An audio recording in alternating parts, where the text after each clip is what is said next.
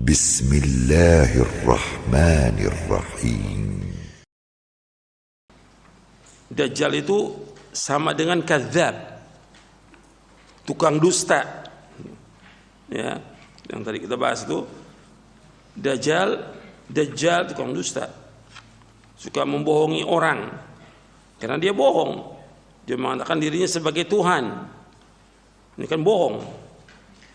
Jadi Dajjal tukang bohong.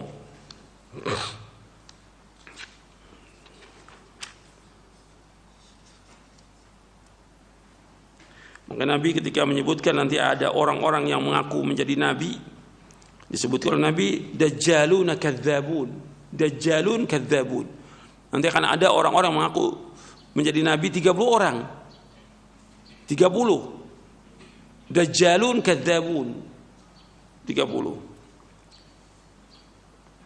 Dan semua mengaku sebagai Nabi. Wa ana khatamun nabiyyin la nabiyya ba'di. Kita bahas tentang Dajjal. Pemahaman Ahlussunnah tentang Dajjal dibahas oleh para ulama dalam kitab-kitab akidah berkaitan dengan Dajjal, karena ada firqah yang sesat yang menolak adanya Dajjal, tidak mengakui tentang adanya Dajjal. Dianggap ini cuma sekedar rumusan aja, bukan hakiki, kata mereka. Ini nas hadis-hadis tentang Dajjal ini mutawatir. Makanya pemahaman Ahlussunnah tentang Dajjal sebagai berikut. Yang pertama, siapa Dajjal itu? Dajjal adalah seorang anak Adam yang mempunyai ciri-ciri yang jelas, akan dapat dikenal oleh setiap mukmin apabila ia telah keluar sehingga mereka tidak terkena fitnahnya. Fitnah Dajjal adalah fitnah yang paling besar di muka bumi ini. Ciri-cirinya, yang kedua, ciri-ciri Dajjal, seorang yang masih muda, wajahnya merah, pendek kakinya bengkok. Jadi seorang yang masih muda, wajahnya merah, pendek, kakinya bengkok, rambutnya keriting. Mata sebelah kanannya buta, menonjol keluar bagaikan buah anggur yang mengapung. Di atas mata kirinya daging yang tumbuh. Tertulis di antara kedua matanya kafir. Dapat dibaca oleh setiap muslim yang bisa baca tulis dan yang tidak bisa baca tulis. Dajjal adalah seorang yang mandul, tidak mempunyai anak. Dan Dajjal ini manusia yang besar, ya. Disebutkan dalam hadis Tamim Ad-Dari yang diriwayatkan oleh Imam Muslim bahwa Tamim Ad-Dari ini dia dengan kawan-kawannya pernah mengarungi lautan dengan perahunya, kemudian terdampar di sebuah pulau di daerah timur. Kemudian bertemu di depannya manusia yang berbulu semuanya, nggak tahu tentang kubul dan duburnya, berbulu semuanya. Ditanya, siapa engkau? Ditanya, Jassasa. Terus ditanya lagi, jasa itu apa? Engkau masuk ke dalam. Di dalam pulau itu atau di goa itu nggak tahu, disebutkan ada orang yang diikat. Ditanya, siapa engkau? Disebut bahwa dia Dajjal. Berarti ini sudah ada Dajjal ini, diikat. Dan kata Tamim, aku belum pernah lihat manusia yang besar seperti Dajjal, tapi diikat. Dan Dajjal mengatakan, ceritakan tentang Nabi yang ummi, itu tentang Nabi Muhammad SAW. Diceritakan, terus ceritakan tentang Buhairah, tentang segala macam, diceritakan oleh Tamim Ad-Dari semuanya itu. Dan Dajjal mengatakan, dan sebentar lagi akan diizinkan untuk keluar. Ini menunjukkan bahwa dia bukan Tuhan, tapi dia ngaku sebagai Tuhan. Dia nggak bisa membuka ikatannya sampai Allah izinkan dia untuk keluar, sebagai fitnah buat manusia. Dan itu adanya di daerah timur, kata Nabi, Qibal al-Masyriq timur. Dan gak diketahui tempatnya. tidak kita tahu tempatnya. Dia ada di satu pulau di bagian timur dan nanti akan keluar dia Dajjal ini. Dan disebutkan dalam hadis itu, dalam hadis Imran, jadi dalam hadis Tamim Ad-Dari yang riwayat Muslim, a'zamu insanin ra'ainahu qad khalqan wa ashadu withaqan. Belum pernah aku melihat orang yang paling besar yang kami lihat bentuknya dan juga ikatan yang keras, yaitu dari Dajjal. Begitu juga disebutkan dalam hadis Imran bin Husain bahwa ma baina khalqi Adam ila qiyamis sa'a khalqun akbar min Dajjal. Tidak ada makhluk dari anak Adam ini sampai hari kiamat yang lebih besar daripada Dajjal. Artinya dia manusia biasa tapi besar dia bentuknya. Seperti yang saya sebutkan, masih muda, pendek kakinya, meskipun dia hidup ribuan tahun, sudah ribuan tahun, tetap masih muda. Ini kekuasaan Allah SWT. Sudah ribuan tahun Dajjal. Kemudian disebutkan dalam hadis Nabi SAW, ma min nabiyyin illa waqad anzara ummatahu al-a'war al-kadzdzab ala innahu a'war wa inna rabbakum laysa bi'a'war maktubun baina 'ainai kafir yaqra'uhu kullu muslimin. Tidak ada seorang nabi pun kecuali telah memperingatkan umatnya tentang Dajjal yang buta sebelah lagi pendusta. Ketahuilah bahwa Dajjal matanya buta sebelah, sedangkan Rabb kalian tidak buta sebelah. Tertulis di antara kedua matanya kafir yang bisa dibaca oleh setiap muslim. Perhatikan di sini, bisa dibaca oleh setiap muslim. Berarti orang kafir nggak bisa baca. Orang kafir nggak bisa baca. Orang munafik nggak bisa baca. Yang bisa baca orang muslim. Dalam riwayat Imam Ahmad, ini riwayat Bukhari, Muslim, Abu Daud, Tirmidzi, Ahmad dan yang lainnya, dari sahabat Anas bin Malik. Dalam riwayat Ahmad, tulisan kafir dapat dibaca oleh setiap muslim yang bisa baca maupun yang tidak bisa baca.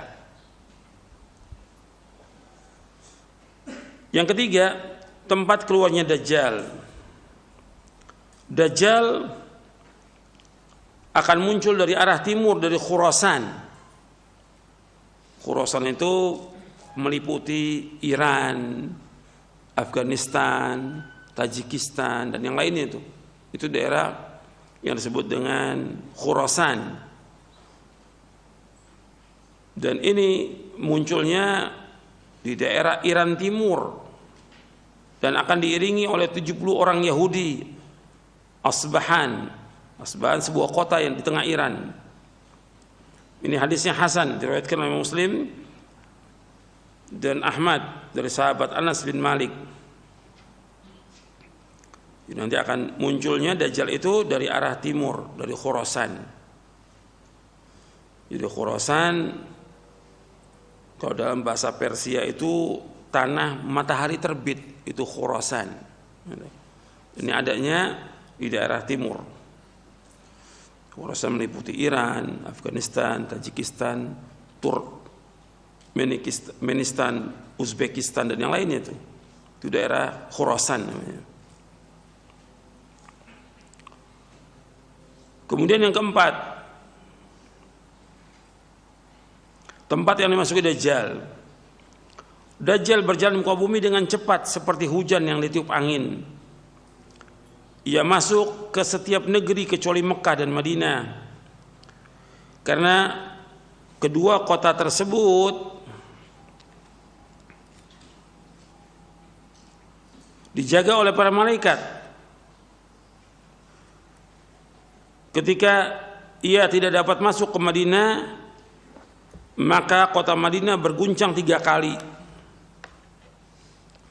Kota Madinah berguncang 3 kali. Lalu keluarlah orang kafir dan munafik. Kaum munafik laki-laki dan perempuan keluar menuju Dajjal. Ini hadis yang sahih riwayat Bukhari, Muslim, Ahmad dari Anas bin Malik. Artinya keluarlah orang-orang munafik laki-laki dan munafik perempuan menuju Dajjal. Menunjukkan bahwa di Madinah masih ada orang munafik sampai hari ini. Di Madinah masih ada orang munafik sampai hari ini. Dalam riwayat yang lain, keluarlah orang munafik laki-laki dan perempuan, dan fasik laki-laki dan perempuan menuju Dajjal. Itulah dikatakan yaumul khalas. Dikatakan yaumul khalas, hari pembebasan. Ini riwayat Imam Ahmad dan Hakim sahih. Artinya Madinah itu dibersihkan sudah. Enggak ada lagi orang munafik. Yaumul khalas sudah bersih gitu. Sebab sampai hari ini masih ada orang-orang munafik. Di riwayat yang lain, tidak sejengkal tanah pun di bumi ini melainkan Dajjal menginjakkan kaki padanya. Artinya seluruh bumi ini akan dimasuki oleh Dajjal. Dajjal akan berjalan dengan cepat. Dengan kekuasaan Allah SWT dia berjalan ke seluruh bumi ini. Dan Dajjal tidak dapat masuk ke 4 masjid. Itu Masjidil Haram, Masjid Nabawi, Masjidil Aqsa dan Masjid At-Tur yang berada di Tur Sina. Ini diriwayatkan oleh Imam Ahmad, dikatakan oleh Imam Al-Haythami bahwa rawi-rawinya sahih. Berarti Dajjal memasuki semua negeri kecuali 4 yang tidak bisa dimasuki oleh Dajjal: Masjidil Haram, Masjid Nabawi, Masjid Aqsa dan At-Tur. Yang kelima, keberadaan Dajjal di muka bumi ini. Dajjal berada di muka bumi selama 40 hari.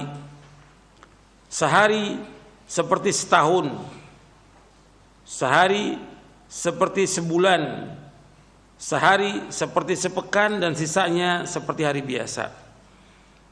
Dajjal ini berada di muka bumi selama 40 hari. 40 hari. Jadi satu hari seperti setahun, satu hari seperti sebulan, satu hari seperti sepekan. Berarti sisanya yang 37 hari sama dengan hari biasa. Tapi 40 hari ini sudah membuat bencana yang luar biasa ini, petaka yang luar biasa, fitnah yang besar. Dari sebenarnya Allah ciptakan manusia ini yang paling besar fitnah Dajjal ini. Yang keenam, fitnah Dajjal merupakan fitnah yang paling besar sejak Allah ciptakan Adam sampai hari kiamat. Di sini sahih riwayat Muslim dari sahabat Imran bin Husain.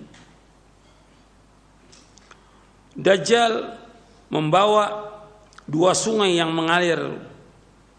Salah satunya terlihat air putih dan yang lainnya terlihat api yang menyala-nyala. Jadi Dajjal ini membawa air putih dan juga api dibawa oleh Dajjal ini. Apabila seorang mendapatkan hal itu, hendaklah ia masuk ke sungai yang tampaknya api. Pejamkan mata, tundukkan kepala, minumlah. Itu adalah air yang sejuk. Ini riwayat Muslim dari sahabat Hudzaifah radhiyallahu an. Dajjal mengaku sebagai Tuhan, menyuruh hujan untuk turun, lalu turun. Menyuruh bumi untuk menumbuhkan tanaman, lalu tumbuh tanaman. Dajjal menghidupkan orang mati dan yang lainnya sebagai fitnah bagi kaum muslimin. Ini perhatikan, ini fitnah ya, fitnah Dajjal. Jadi Dajjal itu bisa sekarang ini hujan turun hujan. Suruh bumi tumbuh, langsung tumbuh, saat itu juga tumbuh. Ini fitnah. Ini fitnah Dajjal. Makanya dia mengaku sebagai Tuhan dan orang banyak tertipu dengan Dajjal. Ini fitnah yang besar. Yang sudah jelas bahwa Dajjal ini diikuti, diiringi oleh 70.000 orang Yahudi dari Asbahan. Dan ada orang-orang yang kemudian tertipu, yang kaum muslimin yang dia tidak menjaga dirinya, ya tertipu, ikut Dajjal. Waliyatubillah, sama-sama afiyah. Yang ketujuh, dibunuhnya Dajjal. Dajjal akan dibunuh oleh Nabi Isa alaihissalatu wassalam di bab Lud, di desa yang dekat dengan Palestina. di bab Lut.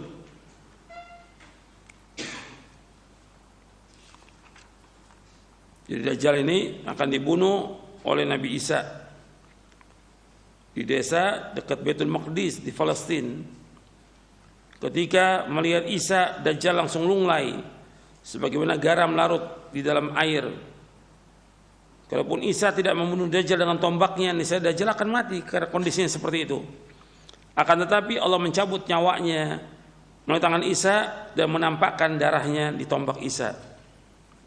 Jadi yang mampu membunuh Dajjal itu hanya satu, yaitu Nabi Isa alaihissalam.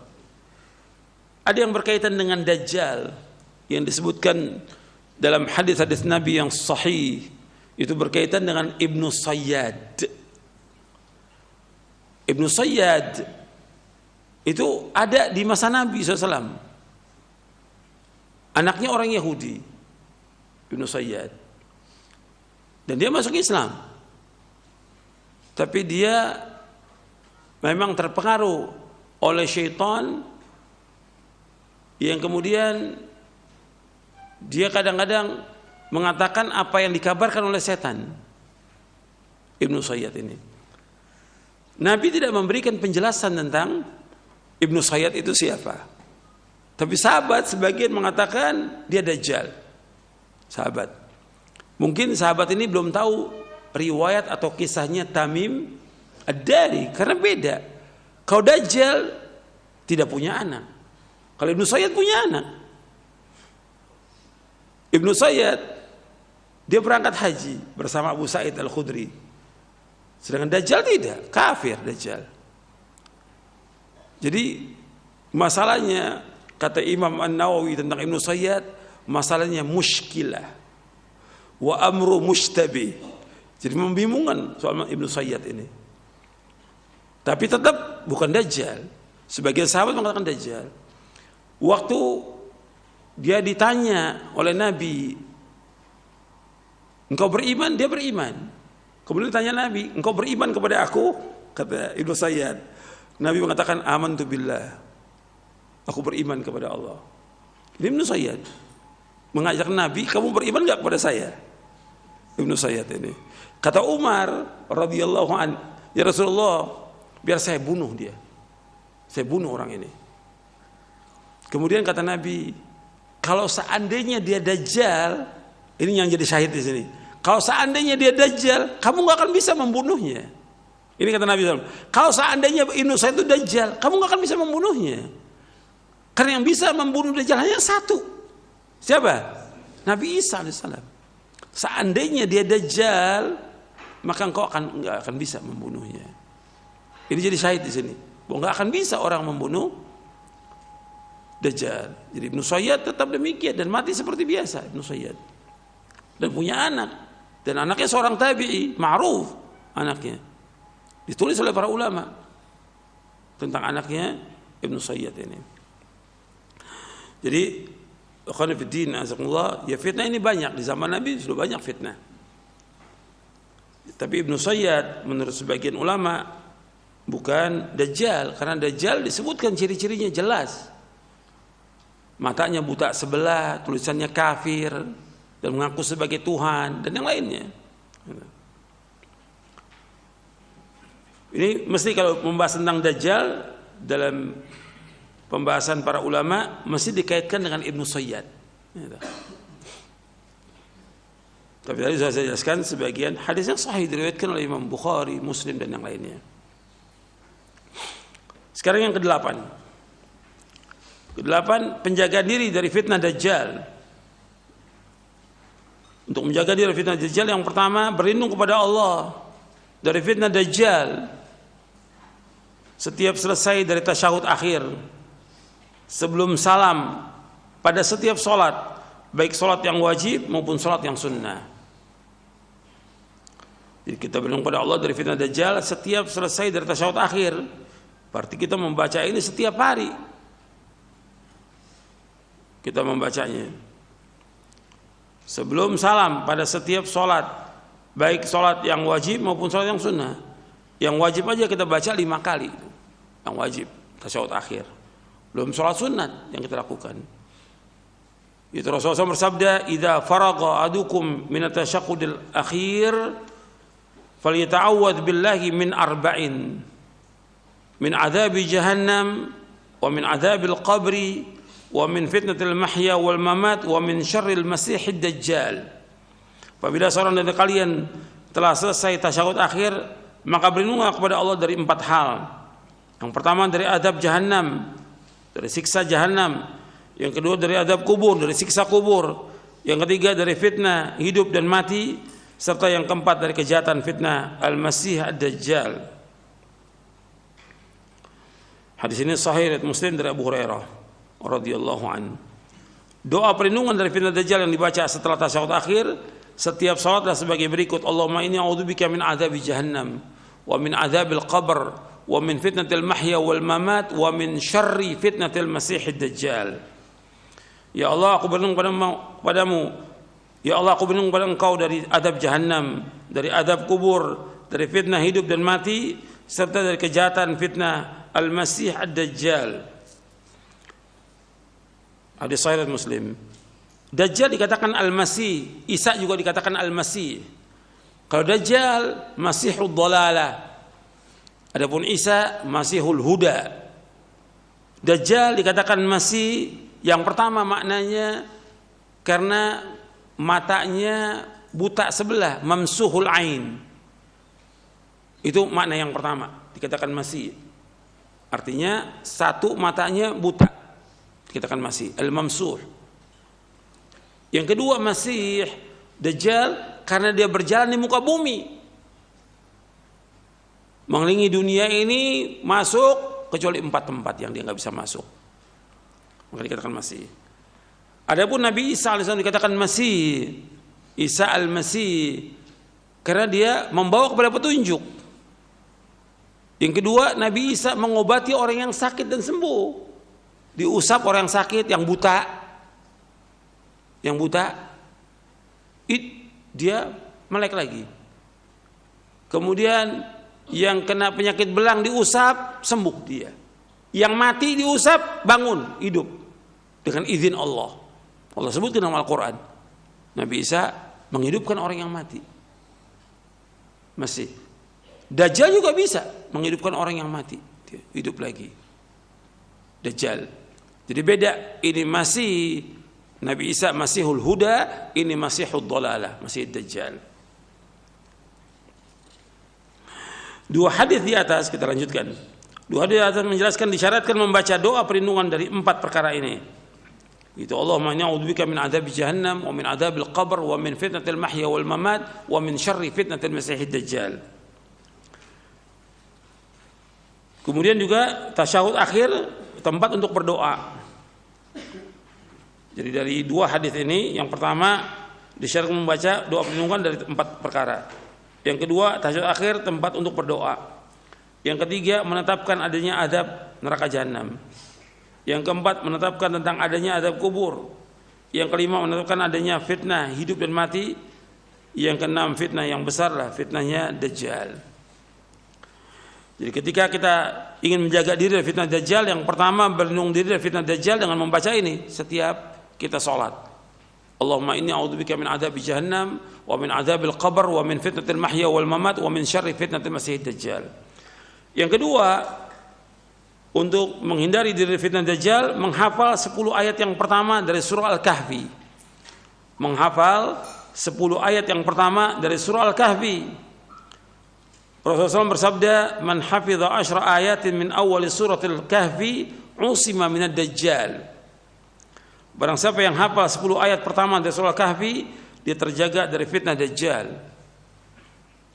Barang siapa yang hafal 10 ayat pertama dari surah Al-Kahfi, dia akan terjaga dari fitnah Dajjal. Ini hadis sahih diriwayatkan oleh Imam Muslim, Abu Daud dari sahabat An-Nawas bin Sam'an. Hadis ini sahih riwayat Muslim dan Ahmad dari sahabat Abu Darda, afwan. Jadi man hafidha 10 ayatin min awal surah Al-Kahfi usima min Dajjal. Barang siapa yang hafal 10 ayat yang pertama dari surah Al-Kahfi, dia terjaga dari fitnah Dajjal. Ini hadisnya sahih riwayat Muslim. Riwayat Muslim dan Ahmad dari sahabat Abu Darda radhiyallahu an. Bisa dilihat dalam silsilah hadits as-sahihah di juz yang kedua. Jadi kita dianjurkan untuk hafal 10 ayat yang pertama dari surah Al-Kahfi. Dan ini hafal, disebutkan hafal. Ada riwayat menyebutkan akhir surah Al-Kahfi, tapi para ulama ahli hadis mengatakan riwayatnya syadz, ganjil riwayatnya. Yang sahih, yang terpelihara yaitu awal surah Al-Kahfi, bukan 10 ayat di akhir, bukan, awal. Dikuatkan dengan hadis yang lain dalam riwayat yang lain, riwayat Muslim juga dan Abu Daud dari sahabat Nawas bin Sam'an, "Faman adrakahu minkum falyaqra alaihi fawatiha suratul kahfi fa innaha jiwarukum min fitnatihi." Kata Nabi SAW, barang siapa di antara kalian yang mendapati atau bertemu dengan Dajjal, maka bacakanlah beberapa ayat pada awal surah Al-Kahfi, karena sesungguhnya itu akan melindungi kalian dari fitnah Dajjal. Ini riwayat Muslim dan Abu Daud dari sahabat Nawas bin Sam'an Al-Kilabi. Hadis ini sahih. Jadi dua hadis ini menjelaskan bahwa kita dianjurkan untuk menghafal 10 ayat yang pertama dari surah Al-Kahfi. Dan seandainya kita hafal dan pada saat itu kita mengalami masa keluarnya Dajjal, kita bisa membacakan 10 ayat ini. Itu akan terhindar dari fitnahnya Dajjal. Yang ketiga, yaitu menjauhi tempat fitnah dan tidak mengikutinya. Menjauhi tempat fitnah dan tidak mengikutinya. Yang keempat, tinggal di Mekah dan Madinah. Yang keempat, tinggal di Mekah dan Madinah. Imam An-Nawawi rahimahullah dalam Syarah Muslim menukilkan perkataan Qadhi Iyad berikut ini. Kata beliau, hadis-hadis tentang Dajjal merupakan hujjah Ahlussunnah tentang kesahihan adanya Dajjal, bahwa ia merupakan sosok tertentu yang dengannya Allah menguji para hambanya. Artinya ada wujudnya, sebab ada kelompok yang tidak percaya dengan Dajjal, apakah itu Mu'tazilah maupun yang lainnya, nggak percaya dia. Jadi kalangan-kalangan yang menolak ini ya Khawarij, Jahmiyah dan juga Mu'tazilah. Kata Al-Qadhi Iyad, dilanjutkan di sini oleh Imam Nawawi, kata Qadhi Iyad, Allah membekalinya dengan kemampuan untuk melakukan banyak hal. Itu Dajjal ini, seperti menghidupkan mayat yang telah dibunuhnya. Dajjal ini seolah dapat menciptakan segala kemewahan dunia, sungai-sungai, surga dan neraka, tunduknya segala kekayaan bumi padanya, memerintahkan langit untuk menurunkan hujan maka terjadilah hujan, memerintahkan bumi untuk menumbuhkan tumbuhan maka tumbuhlah. Semua itu atas kehendak Allah. Kemudian Dajjal itu akan dilemahkan sehingga tidak mampu untuk membunuh seorang pun juga dan membatalkan perintahnya. Akhirnya terbunuh di tangan Isa bin Maryam alaihi salatu wassalam. Dan Allah SWT menguatkan orang yang beriman. Ini menjadi mazhab Ahlussunnah dan seluruh ahli hadis, fikih dan nadhar. Berbeda dengan orang-orang yang mengingkari dan menentang dari kalangan Khawarij dan Jahmiyah serta sebagian dari kalangan Mu'tazilah. Ini dalam kitab Syarah Muslim. Alhamdulillahirabbil alamin.